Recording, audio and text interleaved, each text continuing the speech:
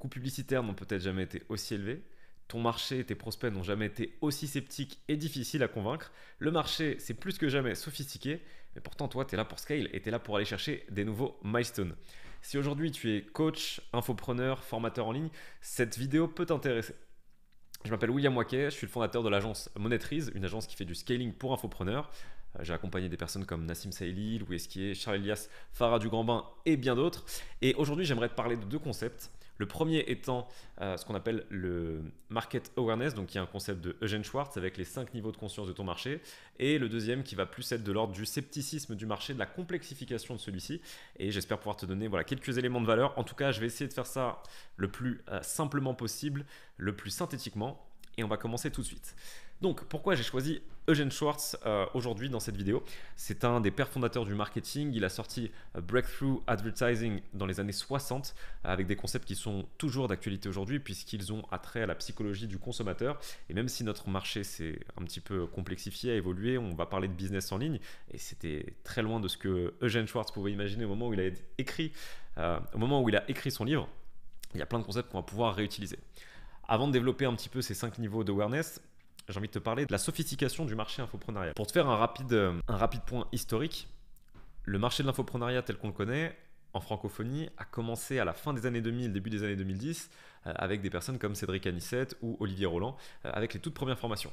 À ce moment-là, on était vraiment sur le level 1, c'est les pionniers de ce marché-là, et tu pouvais arriver à peu près avec n'importe quelle promesse et t'en sortir plutôt bien. Le niveau de scepticisme des prospects était assez bas et c'était un espace où ils ont réussi, et tant mieux pour eux d'ailleurs, c'est génial, à faire une fortune avec ce côté pionnier sur ce marché-là. Au fur et à mesure, ce marché a commencé à se complexifier. On va dire entre 2014, 2015, 2016, on était sur ce deuxième niveau. Donc il y a des nouveaux entrants sur le marché. Les nouveaux entrants, pour prendre des parts de marché, vont faire des plus grosses promesses que leurs compétiteurs. Si l'un te promettait de gagner 2000 euros, lui il allait te promettre 3000, l'autre 5000, etc. Donc il y a un petit peu une course à la promesse, sans forcément backer cette promesse-là par des énormes preuves ou case studies. Parce que le marché n'est pas encore assez sceptique pour avoir besoin de recourir à tous ces stratagèmes. On va arriver vers 2017, level 3, on va devoir introduire un mécanisme qui offre une raison logique pour que cette promesse, cette claim soit tangible et achievable. On arrive dans la big ère du dropshipping avec des personnes comme Yomi Denzel et bien d'autres, où on commence à avoir de plus en plus de joueurs sur le marché, une diversification vers différentes niches. On a aussi accès à de plus en plus de plateformes. Je pense à System.io notamment qui a commencé à arriver aussi. J'ai plus la date exacte de System.io. Tu pourras la mettre dans les commentaires si tu l'as. Donc on a de plus en plus d'outils pour mieux délivrer nos prospects, faire de meilleurs produits et tout simplement élever le niveau. C'est là où on arrive sur la fin des années 2010, donc on va dire entre 2017 et 2020, on arrive sur ce level 4 où la compétition commence à être assez salée et depuis 2020 avec le Covid, ça a juste explosé, c'est assez hallucinant. Ce qui fait qu'aujourd'hui, sur certaines niches, on est déjà un petit peu sur un level 5, sur la plupart, on est vraiment entre ce level 4 et ce level 5.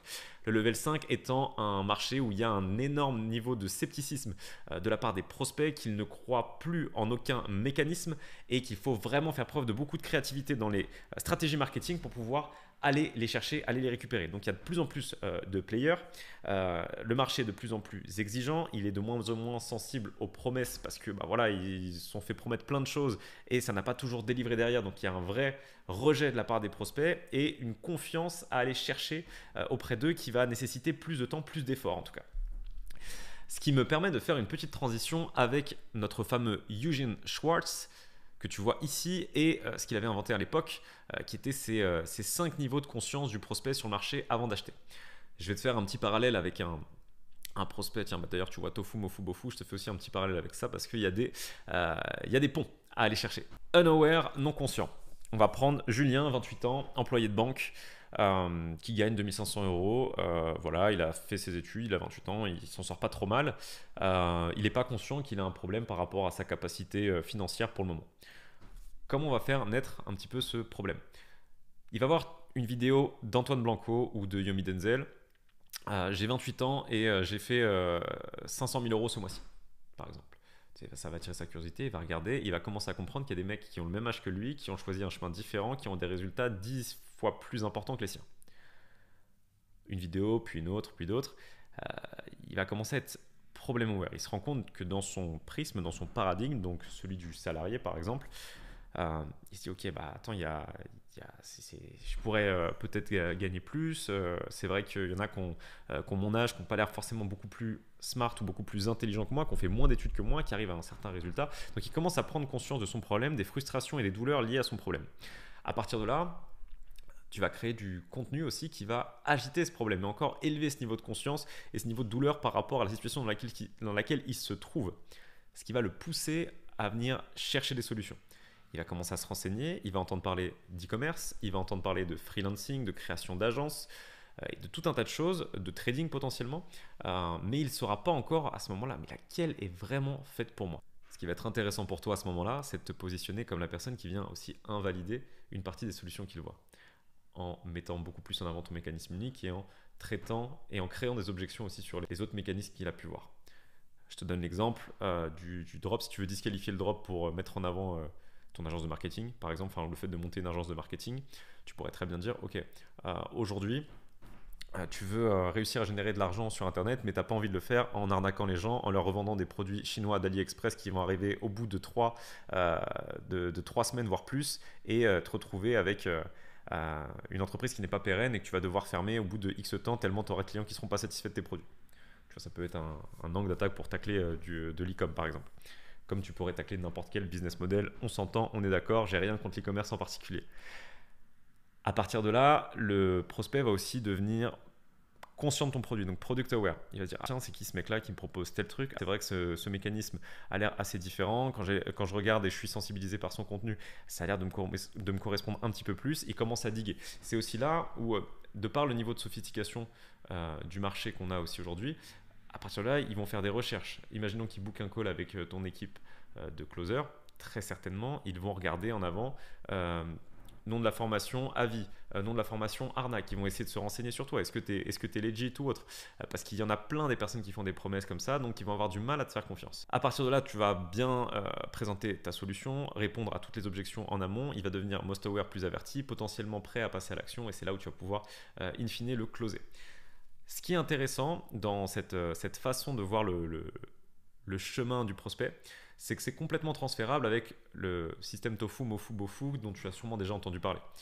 Donc Tofu, effectivement, tu fais ce travail d'awareness sur des prospects qui ne sont pas conscients de leurs problèmes et de ce que tu pourrais leur proposer. Contenu Mofu qui est un peu plus ciblé, contenu Bofu qui est vraiment du contenu à but de conversion sur des personnes qui sont très chaudes en fait et qui sont vraiment en train de chercher une solution. Ils connaissent ton produit et ils sont prêts potentiellement à passer à l'action.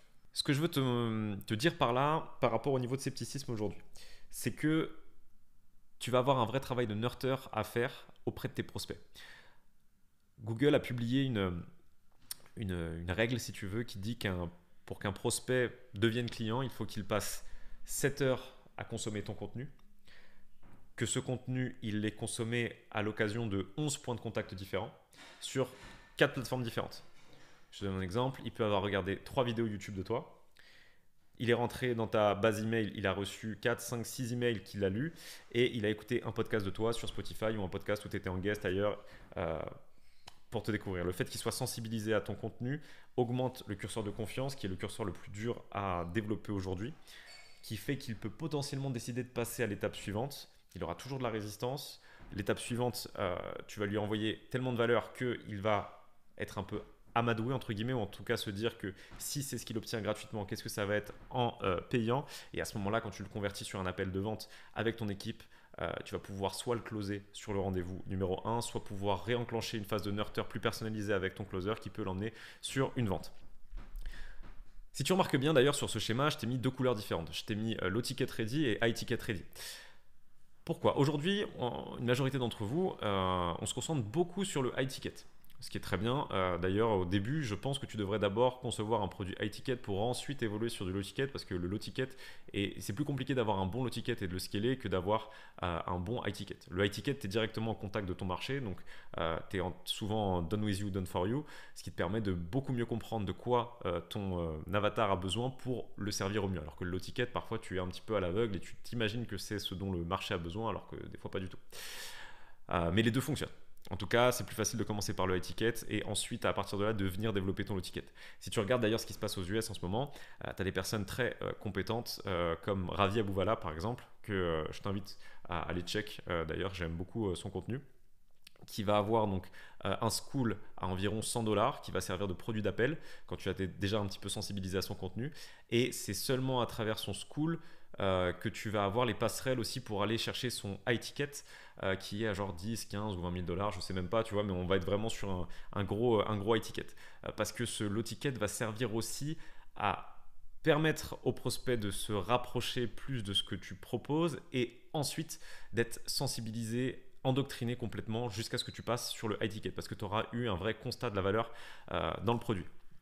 Là où ça peut être intéressant pour toi, si tu es déjà sur un modèle high ticket ici, ce qui peut être intéressant pour toi, c'est de penser à, plutôt que d'avoir des lead magnets gratuits qui sont un peu claqués, la plupart du temps, ce que je vois, c'est que les lead magnets ne sont pas ouf, c'est d'avoir un low ticket sur un lead magnet que tu auras vraiment pris le temps de polir, qui répond à une vraie problématique, qui permettra à la personne de commencer à investir chez toi, être hyper satisfaite. Et ça va être super simple après de la retargeter avec ton équipe de setter, closer et de pouvoir l'emmener sur un appel de vente pour la closer sur le nouveau produit. Et si je t'ai mis le high ticket en vert à partir d'ici, c'est parce que aujourd'hui, en tout cas c'est ce que je remarque moi sur pas mal de clients, tu peux faire du broad sur tes ads, d'ailleurs il faut en faire, mais faire du broad pour tout de suite rediriger vers la VSL, book a call et closing, tu vas avoir du trafic qui est assez peu qualifié, assez frileux et qui n'est pas du tout assez conscient et qualifié tout simplement pour pouvoir déboucher sur une vente. Donc tu vas essouffler un petit peu tes équipes, ça va les décourager, potentiellement ils vont arrêter de bosser avec toi pour aller chez d'autres personnes et c'est une problématique que j'ai vue chez quelques personnes avant qu'elles bossent avec nous. Or, ce que tu pourrais faire, c'est d'avoir tout ton parcours client pour le broad et pas essayer de les rediriger tout de suite vers VSL plus book a call. Ça pourrait être avoir tout un parcours client pour les renvoyer des ressources ou les rediriger au fur et à mesure vers du nurture et un low ticket. Depuis ce low ticket, pouvoir avoir la passerelle vers le high ticket. Ce low ticket pouvant être effectivement une ressource ou même juste un accès à un school avec du contenu très très poussé. Ou même, enfin voilà, tu peux avoir un school gratuit aussi, ça fonctionne. Mais voilà, faut faire preuve de plus d'ingénierie si tu veux dans ton parcours client, notamment si tu remarques des taux de conversion qui sont trop faibles, parce que le marché est devenu très sceptique, la concurrence s'est étoffée, et il faut que aujourd'hui tu maxes deux choses en fait. En réalité, il y a deux choses à maxer. Il y a le curseur de confiance avec ton prospect qui va jouer énormément sur l'authenticité et la crédibilité que tu as sur ton marché. Tu n'as jamais assez mis en avant de social proof, donc mets en avant, balance du contenu, montre que tu es le meilleur dans ce que tu fais, montre que les clients que tu accompagnes ont des résultats démesurés, montre que ce n'est pas des faux avis et que c'est vraiment tangible, tu prends le temps de faire des interviews, des case studies, tu zoomes dessus. Vraiment, ça, c'est des choses que tes potentiels clients vont regarder. Parce qu'aujourd'hui, on n'est plus au premier mec qui promet de gagner 10 000 euros par mois. Il y a beaucoup de charlatans dans l'écosystème. Si tu n'en es pas un, assure-toi de pouvoir le prouver, montre que tu es régulier, mets en avant voilà, cette expertise. Et en général, celui qui a le plus d'autorité sur la niche, c'est celui qui a le moins de difficultés à vendre. Et très souvent, faire des super belles bold promises, tu vois, ça marche quand tu es au level 2 du marché. Maintenant, les gars, on est plutôt au level 4, level 5. Donc, en ayant conscience de ça, créer des parcours clients qui permettent d'avoir une vraie évolution. Ça pourrait être l'objet d'une autre vidéo. Là, je voulais faire quelque chose d'assez court et digeste aujourd'hui. N'hésite pas d'ailleurs dans les commentaires à me préciser si voilà, il y a des thématiques où tu aimerais que j'aille beaucoup plus en profondeur sur certains points ici. Et d'ailleurs, si tu veux vraiment quelque chose de personnalisé, tu peux booker un call d'1 heure avec Baptiste et moi. On analyse tout ton funnel de A à Z. On te donne toutes les clés déjà pour aller chercher le next step. Et si jamais ça fit entre nous deux, enfin entre nous trois du coup, on peut envisager de travailler ensemble. Je te souhaite un putain de scale, un énorme scale d'ailleurs. Je te souhaite de leverager des tonnes de KE. C'était William de Monetrize.